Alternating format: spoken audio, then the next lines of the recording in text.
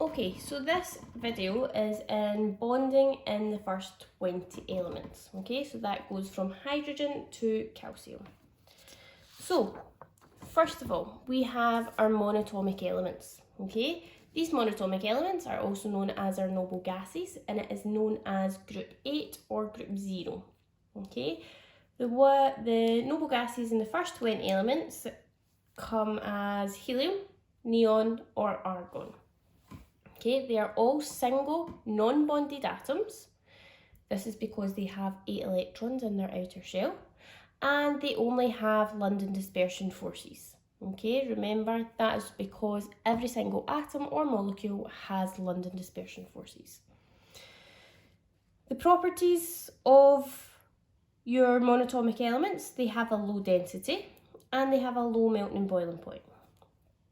They have this low melting and boiling point because when you're either melting or boiling them, you only have to overcome these London dispersion forces, and these are the weakest form of intermolecular forces.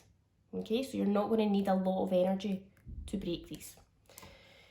Your monatomics are all non-conductors of electricity, and this is because they have no delocalized charged particles. Okay, so in this case, they have no delocalized electrons. And we know from National 5, compounds or substances cannot conduct electricity unless they have free moving particles. Okay, so a little more about your monatomics. As you go down the group, the boiling points of your monatomic atoms increase. This is because the size of the atom increases. Okay, remember with our intermolecular forces, as the size of the atom increases, your London dispersion forces increases. Okay, this is because as you go down, the elements have more and more electrons, and the more electrons there are, the bigger London dispersion forces there are. So as you go down a group, you're going to increase the boiling point. Okay, onto our covalent molecular elements. Okay, so in the first 20 elements, the covalent molecular elements you need to know are hydrogen, nitrogen, oxygen, fluorine, phosphorus, sulfur, and chlorine. Okay, so all of your covalent molecular elements are discrete molecules. Remember, discrete molecules means small molecules and they're all fully stable and fully bonded. For example, a discrete molecule would be your ammonia. It is all fully bonded and fully stable. Okay, they have low melting and boiling points because they are majority of them are small molecules. Remember, small molecules, small London dispersion forces, therefore low melting and boiling point. Okay, they have low densities and they take into account your diatomics. Okay, so hydrogen, nitrogen, oxygen, fluorine, and chlorine. For my guys, we remember our diatomics as H off and down. Okay, you see that there's 2 missing here, so we don't include bromine and iodine. This is because bromine and iodine are not in the first 20 elements. Okay, so the first 20 elements only takes you up to chlorine. So between our covalent molecular molecules, we've got fluorine here. Okay, we have strong covalent bonds in between the atoms, but in between the molecules, we have weak London dispersion forces, so your LDFs. Okay, so again, like your monatomics, as the size of the atom increases, the boiling point also increases. This is because of the increase. You have a larger molecule, therefore you have larger London dispersion forces. Okay, so the 2 molecules you need to know and you need to be able to draw are P4 and S8. Okay, so phosphorus in your P4 form, you have 4 phosphorus atoms all bonded together. So you've got your 4 phosphorus atoms, every single one of them is bonded together, and you have London dispersion forces in between them. So you need to be able to draw these. Okay, so I'll show you how next. So your P4 atom, the way I remember it, it looks like a kite. Okay, so we've got a phosphorus atom here, a phosphorus atom here, here, and here. Okay, we're going to join them up. I'll do it with pink so you can see the difference. Okay, so we've got 1, 2, 3, 4. They're also joined in your opposites. Okay, so that's joined to there, also joined to there. We're going to do the same again. Whenever you're drawing your P4, you have to draw more than one atom to show your London dispersion forces. Okay, so we've got 1, 2, 3, 4 up there like a kite. Again, use the pink to show the bonding. 1, 2, 3, 4, and your opposites. There. I know they don't look exactly the same, but don't worry about it. And you need to draw your London dispersion forces in between. So we have London dispersion forces between your phosphorus atoms. Okay, so that is your P4. Your next one you need to be able to draw is S8. It is your sulfur. Okay, remember, this is a covalent molecular molecule. It's just all sulfur atoms bonded together. Okay, this is what we call chair conformation. And again, you need to be able to draw it, so we're going to go through it. So, we have 8 sulfur molecules. 8 sulfur atoms, sorry. So we've got 1. Then we're going to go up here. 2, 3, 4, 5, 6, 7, 8. Okay, we're going to bond them together. So we have one there, 2, keep going down, and you're going to go up, and across, like that.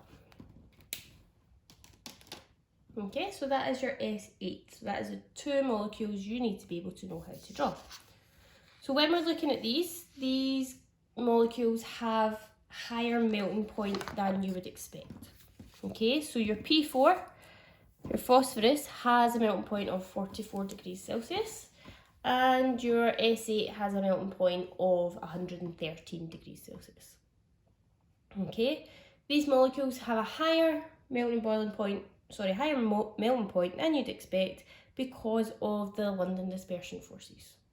Because these are larger molecules of your covalent molecular, larger molecules means there's going to be more electrons, therefore they're going to have more higher London dispersion forces. Okay, these are going to take more energy to break. Okay, on to your allotropes of carbon. Okay, so fullerenes are different forms that carbon can exist in. So from that 5, you already know that carbon can exist as in the form of diamond, and it can exist in the form of graphite.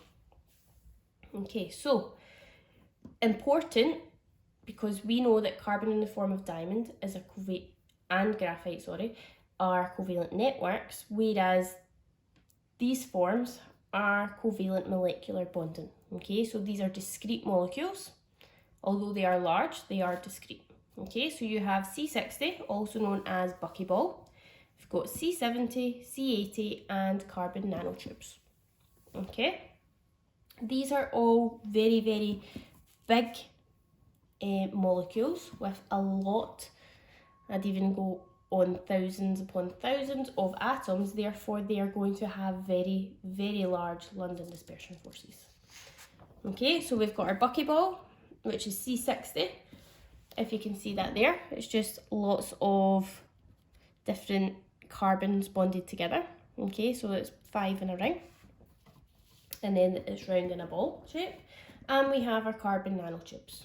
Okay, so again, our carbon nanotubes are 6 in a ring here, and it's going round in a tube formation.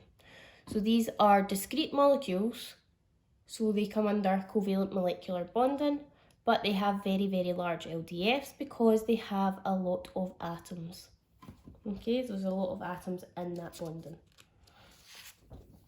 Okay, onto our covalent network elements. Okay, so these are giant structures containing millions of atoms, and we already know 2 from that 5.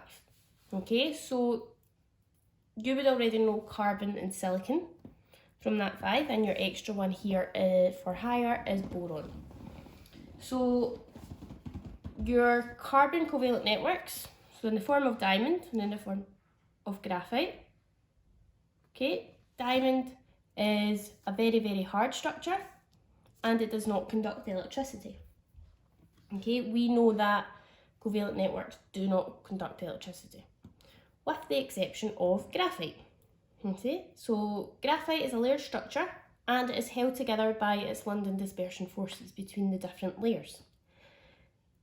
Graphite is the only non-metal and the only covalently bonded element, well, carbon in the form of graphite, that conducts electricity. Okay, this is due to having delocalized electrons. So silicon, okay, we know from that 5 that silicon dioxide, which is also sand, is a covalent network. And your new one for higher is silicon carbide, okay, SiC, and it is used as an abrasive. Okay, and your last one is boron, which is boron carbide. It is B4C, again used as an abrasive.